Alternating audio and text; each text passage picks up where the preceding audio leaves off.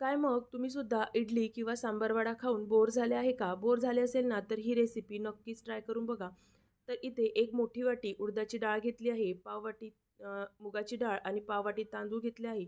स्वच्छ याला 2-3 पाण्याने धुवून घ्यायचे आहे. नंतर याला भिजत ठेवायचं आहे. तर 5-6 तास भिजत ठेवू शकतो किंवा तुम्ही सकाळी बनवायचं असेल ना, तर रात्रभर देखील भिजत टाकू शकता. नंतर एक मिक्सरचं भांडं घ्यायचं आणि हे सगळं आपल्याला मिक्सरच्या भांड्यामध्ये वाटून घ्यायचं आहे. एका भांड्यात ही पेस्ट सगळी काढून घ्यायची. अगदी बारीक असं हे वाटून घेतलं आहे. हे सगळं एका भांड्यामध्ये काढून घेतलं. नंतर याच्यामध्ये थोडंसं आलं किसून टाकायचं आहे. चवीपुरतं मीठ टाकायचं आहे आणि आता आपल्याला हे चांगलं एकाच डायरेक्शनमध्ये फेटून घ्यायचं आहे. म्हणजे हे पीठ जे आहे ना, ते हलकं होईल.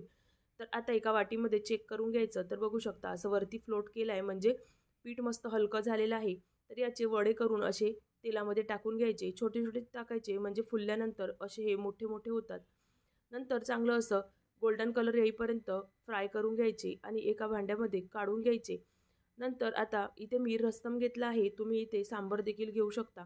पण एकदा रस्सम नक्कीच ट्राय करून बघा. चविष्ट बनतो. रेसिपी आवडली असेल तर व्हिडिओला लाईक करा.